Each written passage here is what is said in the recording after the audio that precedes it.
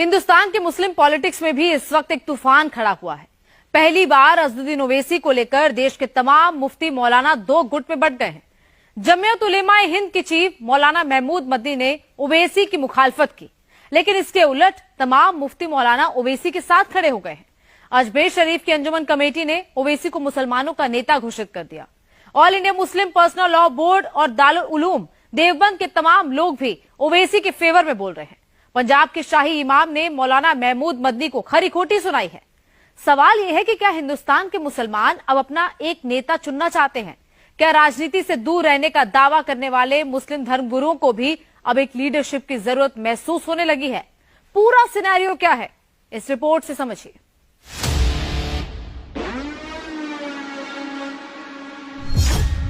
क्या हिंदुस्तान में मुसलमानों के सबसे बड़े नेता असदुद्दीन ओवैसी हैं? मियां भाइयों, एक लीडर अपना ही चुन लो, सलाउद्दीन ओवैसी। 24 के बजाय 10 ही मेंबर आए, काम के तो हों। क्या देश के बड़े मौलाना ओवैसी के पीछे खड़े हो गए हैं? अब ऐसे ही रख रहे हैं बात, और भी रख रहे हैं, लेकिन सब में स्ट्रांग आवाज ओवैसी की है। क्या ओवैसी का विरोध मुसलमानों को मंजूर नहीं है? आजादी के बाद पहली बार देश में एक मुस्लिम लीडरशिप की तलाश हो रही है। नाम कई हैं, चेहरे कई हैं, लेकिन मुसलमानों के फर्स्ट चॉइस ओवैसी है। ओवैसी खुलकर प्रधानमंत्री नरेंद्र मोदी के खिलाफ बोलते हैं। ये बात तमाम मुसलमानों को पसंद भी आती है। यही वजह है कि अजमेर दरगाह शरीफ के खादिमों और अंजुमन कमेटी ने साफ ऐलान किया है कि ओवैसी ही मुसलमानों के सच्चे लीडर हैं। अंजुमन कमेटी के सेक्रेटरी ने एक वीडियो भी जारी किया है, जिसमें लिखा है, वी डू कंसीडर ओवैसी साहब एज ट्रू मुस्लिम लीडर। आप लोगों ने मान लिया कि आपका सिर्फ एक ही नेता वो ओवैसी हैं? होना तो एक ही नेता चाहिए भाई, कोई तो होना चाहिए जिसके पीछे आए। हर समाज का एक मुखिया होता है, एक लीडर होता है। ओवैसी के जलसे में, ओवैसी की तकरीरों में, ओवैसी की मीटिंग्स में जबरदस्त भीड़ उमड़ती है और उनकी मुखालफत सिर्फ आम मुसलमानों को नहीं, मौलवियों मौलानाओं को भी नागवार गुजरती है।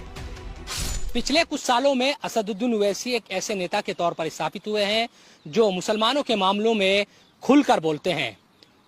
चाहे सड़क पर मंच लगा हो या फिर संसद, मुसलमानों के मुद्दों को ओवैसी जमकर उठाते हैं। उनके बोलने का अंदाज हो या फिर दर्द देने का मामला, विरोधी भी ओवैसी की बातों के कायल है। यही वजह है कि मुसलमानों का एक बड़ा तबका भले ही ओवैसी की पार्टी को वोट न देता हो, लेकिन उनकी बातों को सुनता है और अगर कोई ओवैसी के खिलाफ बोलता है तो उसके विरोध में भी खड़ा होता है। सवाल ये है कि ओवैसी अचानक से मुसलमानों के पसंदीदा नेता कैसे बन गए? जिस ओवैसी की पार्टी के पास देश में सिर्फ एक सांसद है, 10 विधायक हैं, देश के 28 राज्यों और 8 केंद्र शासित प्रदेशों में से सिर्फ 3 राज्यों में मौजूदगी है, उस AIMIM के मुखिया ओवैसी के पीछे मुसलमानों का सपोर्ट बेस कैसे तैयार हो रहा है? इसकी सबसे बड़ी वजह यह है कि ओवैसी हर मंच पर दिखते हैं। देश की संसद में उनकी मौजूदगी है। वक्फ बिल के लिए बनी ज्वाइंट पार्लियामेंट्री कमेटी में वो मेंबर हैं। मुसलमानों के हक की आवाज सबसे जोरदार तरीके से उठाते हैं। इलेक्टोरल पॉलिटिक्स में सबसे एक्टिव मुस्लिम लीडर के तौर पर नजर आते हैं। ये महमूद मदनी है, जमीयत उलेमाए हिंद के अध्यक्ष हैं। दारुल उलूम देवबंद की सुप्रीम पावर कमेटी मजलिसे शूरा के मेंबर हैं। लेकिन मदनी को ओवैसी की पॉलिटिक्स बिल्कुल पसंद नहीं है। ओवैसी के बयान उन्हें भड़काऊ लगते हैं, उनकी तकरीरें गैर मुनासिब लगती है। ये बात तो अब वो खुलकर कहने लगे हैं, लेकिन ऐसा नहीं है कि उन्होंने ये पहली बार कहा है। महमूद मदनी पहले भी कह चुके हैं कि हैदराबाद तक तो ओवैसी ठीक हैं, लेकिन उन्हें पूरे देश के मुसलमानों का नेता नहीं कहा जा सकता। मौलाना महमूद मदनी जमीयत उलमाए हिंद के एक गुट के इस समय अध्यक्ष है। वो राज्यसभा सांसद रह चुके हैं और कई बार चुनाव भी लड़ चुके हैं। ऐसा पहली बार नहीं है जब मौलाना महमूद मदनी ने दूसरे मुस्लिम संगठनों से अलग होकर बयान दिया हो। बल्कि पहले भी वो एनआरसी का समर्थन कर चुके हैं और 370 के मामले में महमूद मदनी का समर्थन हमेशा सरकार के साथ रहा है। मौलाना महमूद मदनी ने ओवैसी पर बांटने वाली राजनीति करने का इल्जाम लगाया तो सबसे पहले दारुल उलूम ने ही उनके बयान से पल्ला झाड़ लिया। महमूद मदनी जिस मजलिसे शूरा के मेंबर हैं, उसी कमेटी के मुहतमीम मुफ्ती अब्दुल कासिम नोमानी ने साफ साफ कह दिया कि वो महमूद मदनी की बात से सहमत नहीं है। देश में 14% मुसलमान हैं, तमाम पार्टियों में मुस्लिम लीडर्स भी हैं, लेकिन फिर भी मुसलमानों का अपना एक अदद नेता नहीं है। आजम खान जेल में है, शफीकुर रहमान बर्क का निधन हो चुका है। यूपी के रामपुर से सांसद मोहिबुल्लाह नदवी और मुरादाबाद से पूर्व सांसद एसटी हसन जैसे कुछ चेहरे हैं और महाराष्ट्र में अबू आजमी जैसे नेता हैं जो एक्टिव हैं। लेकिन पॉपुलैरिटी की बात करें तो ओवैसी की पॉपुलैरिटी इन सब से कहीं ज्यादा है। कांग्रेस में भी कहने के लिए तमाम मुस्लिम नेता हैं, लंबी चौड़ी लिस्ट है। सलमान खुर्शीद और तारिक अनवर से लेकर इमरान मसूद और इमरान प्रतापगढ़ी जैसे तमाम मुस्लिम नेता कांग्रेस में मिल जाएंगे, लेकिन इन नेताओं की प्रॉब्लम ये है कि वो पार्टी लाइन के दायरे में बोलेंगे। ओवैसी जिस तरह मुसलमानों की बात करते हैं, वैसा बोलना उनके लिए मुश्किल है। तृणमूल कांग्रेस, एनसीपी और दूसरी पार्टियों में भी मुस्लिम लीडर्स की तलाश करिए तो ऐसे चेहरे तलाशना मुश्किल होगा जो मुसलमानों के बीच में ओवैसी जैसा पॉपुलर हो। ये चर्चा हिंदुस्तानी मुसलमानों में लंबे अरसे से रही है कि क्या हिंदुस्तानी मुसलमानों के लिए अलग से कोई मुस्लिम क़यादत खड़ी होनी चाहिए। हालांकि महमूद मदनी या फिर कई और भी ऐसे लोग हैं जो मुस्लिम लीडरशिप को खारिज करते हैं और वे कहते हैं कि हिंदुस्तान में जो राजनीतिक दल पहले से ही राजनीति कर रहे हैं, उन्हीं के बैनर तले हिंदुस्तान के मुसलमानों को भी चलना चाहिए। हालांकि असदुद्दीन ओवैसी की पार्टी AIMIM इस फॉर्मूले को रिजेक्ट करती रही है और खुलकर ये बात कहती रही है कि हिंदुस्तान में मुसलमानों की मुत्तहिद होने वाली एक आवाज होनी चाहिए जो सरकार पर दबाव बना सके। यही वजह है कि कुछ लोग इस राजनीति को पसंद भी करते हैं और जब ये बात आती है कि मुस्लिम लीडरशिप को खारिज किया जाए तो फिर इसके विरोध में भी कई लोग खड़े हो जाते हैं। ओवैसी चर्चा में रहते हैं तो उसकी सबसे बड़ी वजह है मुसलमानों का मुद्दा जितना जोर शोर से वो उठाते हैं, कोई दूसरा नहीं उठाता। CAA, NRC, mob lynching, love जिहाद से लेकर वक्फ अमेंडमेंट एक्ट जैसे मुद्दों पर ओवैसी ने जितनी तकरीरें की, किसी और नेता ने नहीं की। तो ये जो नरेंद्र मोदी की सरकार है, वो वक्फ प्रॉपर्टीज को बचाने के लिए, वक्फ प्रॉपर्टीज को डेवलप करने के लिए, वक्फ प्रॉपर्टीज में एफिशिएंसी लाने के लिए ये बिल नहीं लाई है। ये बिल इसलिए लाया गया है ताकि हमेशा के लिए वक्फ बोर्ड को खत्म कर दिया जाए। उसमें लिखा हुआ है प्रैक्टिसिंग मुसलमान रहेगा, वो ही वक्फ करेगा। अब प्रैक्टिसिंग मुसलमान का मतलब क्या है? क्या वो 5 वक्त की नमाज पढ़ने वाला होगा? क्या वो दाढ़ी होगी, सर पे टोपी होगी? क्या वो रातों में जाके मस्जिद में इबादत करेगा? क्या वो कुरान का हाफिज होगा? क्या उसकी वाइफ मुस्लिम होगी या नॉन मुस्लिम होगी? ये तुम कौन होते तय करने वाले? 5 साल प्रैक्टिसिंग मुस्लिम है ना, ये देख लो आप। अच्छा, कोई ऐसा लॉ हिंदू धर्म में नहीं है, कोई भी कभी भी दान दे सकता है। आप ये क्यों लेकर आए बताओ? आप कौन होते? मैं प्रैक्टिसिंग हूं नहीं हूं, मैं मुसलमान हूं। मेरे घर में झांक के देखेंगे नरेंद्र मोदी, या फिर 5 साल के बाद मोदी बोलेंगे आओ बेटा तुम मुसलमान सर्टिफिकेट लेकर जाओ। आजकल ओवैसी के सामने सबसे हॉट टॉपिक वक्फ बिल है। केंद्र सरकार ने 8 अगस्त को लोकसभा में वक्फ अमेंडमेंट बिल पेश किया था, लेकिन विरोध के बाद उसे ज्वाइंट पार्लियामेंट्री कमेटी के पास भेज दिया गया, जहां 44 अमेंडमेंट्स पर चर्चा की जा रही है। 22 अगस्त से लेकर अभी तक जेपीसी की 10 से ज्यादा मीटिंग्स हो चुकी हैं। शनिवार को जेपीसी की मीटिंग हैदराबाद में हुई, उससे पहले मुंबई में हुई।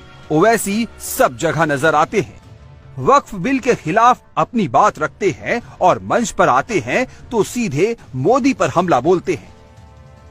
बैरिस्टर ओवैसी की कोई भी तकरीर सुनिए, कोई भी प्रेस कॉन्फ्रेंस सुनिए, आपको कुछ ही मिनटों में समझ में आ जाएगा कि प्रधानमंत्री नरेंद्र मोदी ओवैसी के फेवरेट टॉपिक हैं। ओवैसी जब भी बोलते हैं कुछ ही मिनटों के अंदर मोदी पर जरूर आते हैं। हिंदुस्तान के मुस्लिम पॉलिटिक्स में भी इस वक्त एक तूफान खड़ा हुआ है। पहली बार अज़दुद्दीन ओवैसी को लेकर देश के तमाम मुफ्ती मौलाना दो गुट में बंट गए हैं। जमीयत उलेमा हिंद के चीफ मौलाना महमूद मदनी ने ओवैसी की मुखालफत की, लेकिन इसके उलट तमाम मुफ्ती मौलाना ओवैसी के साथ खड़े हो गए हैं। अजमेर शरीफ की अंजुमन कमेटी ने ओवैसी को मुसलमानों का नेता घोषित कर दिया। All India Muslim personal law board और दारुल उलूम देवबंद के तमाम लोग भी ओवैसी के फेवर में बोल रहे हैं। पंजाब के शाही इमाम ने मौलाना महमूद मदनी को खरी खोटी सुनाई है। सवाल यह है कि क्या हिंदुस्तान के मुसलमान अब अपना एक नेता चुनना चाहते हैं? क्या राजनीति से दूर रहने का दावा करने वाले मुस्लिम धर्मगुरुओं को भी अब एक लीडरशिप की जरूरत महसूस होने लगी है? पूरा सिनेरियो क्या है, इस रिपोर्ट से समझिए।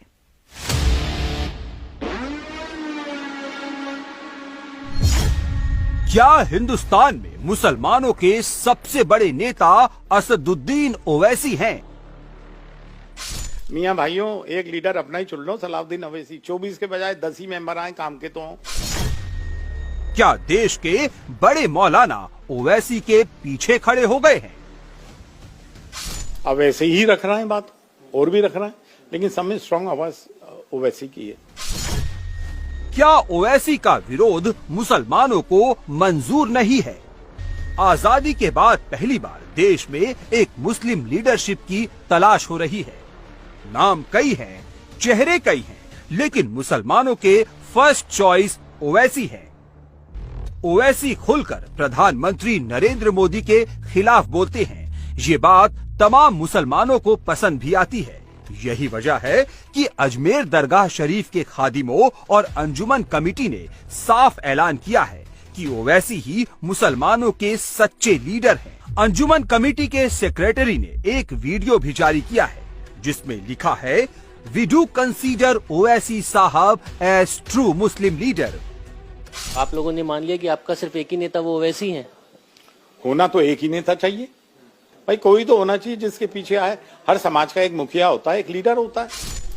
ओवैसी के जलसे में, ओवैसी की तकरीरों में, ओवैसी की मीटिंग्स में जबरदस्त भीड़ उमड़ती है और उनकी मुखालफत सिर्फ आम मुसलमानों को नहीं, मौलवियों मौलानाओं को भी नागवार गुजरती है।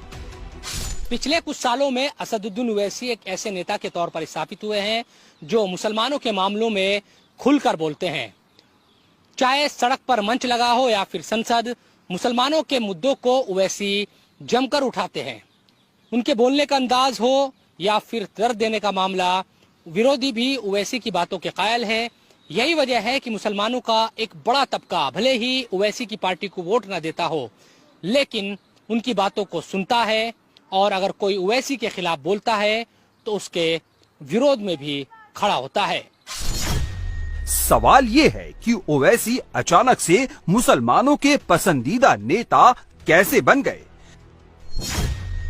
जिस ओवैसी की पार्टी के पास देश में सिर्फ एक सांसद है, 10 विधायक हैं, देश के 28 राज्यों और 8 केंद्र शासित प्रदेशों में से सिर्फ 3 राज्यों में मौजूदगी है, उस AIMIM के मुखिया ओवैसी के पीछे मुसलमानों का सपोर्ट बेस कैसे तैयार हो रहा है?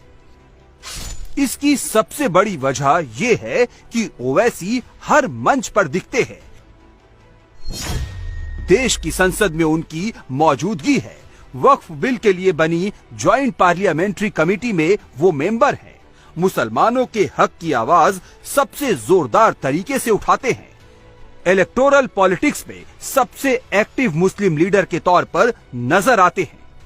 ये महमूद मदनी है, जमीयत उलेमाए हिंद के अध्यक्ष हैं, दारुल उलूम देवबंद की सुप्रीम पावर कमेटी मजलिसे शूरा के मेंबर हैं। लेकिन मदनी को ओवैसी की पॉलिटिक्स बिल्कुल पसंद नहीं है। ओवैसी के बयान उन्हें भड़काऊ लगते हैं, उनकी तकरीरें गैर मुनासिब लगती है। ये बात तो अब वो खुलकर कहने लगे हैं। लेकिन ऐसा नहीं है कि उन्होंने ये पहली बार कहा है।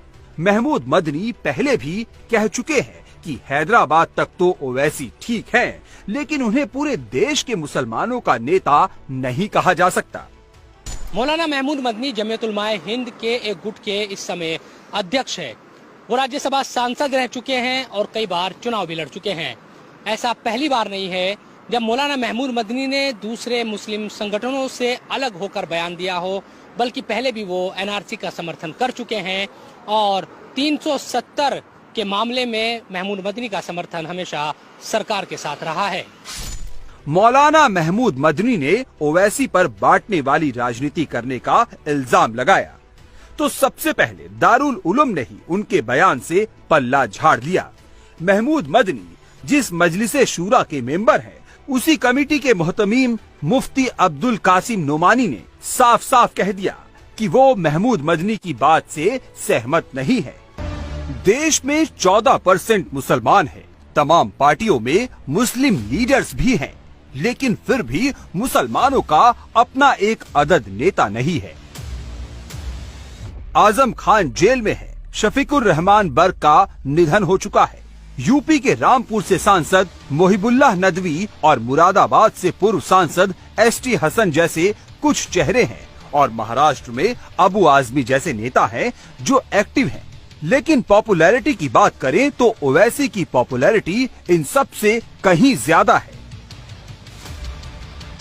कांग्रेस में भी कहने के लिए तमाम मुस्लिम नेता है, लंबी चौड़ी लिस्ट है। सलमान खुर्शीद और तारिक अनवर से लेकर इमरान मसूद और इमरान प्रतापगढ़ी जैसे तमाम मुस्लिम नेता कांग्रेस में मिल जाएंगे, लेकिन इन नेताओं की प्रॉब्लम ये है कि वो पार्टी लाइन के दायरे में बोलेंगे।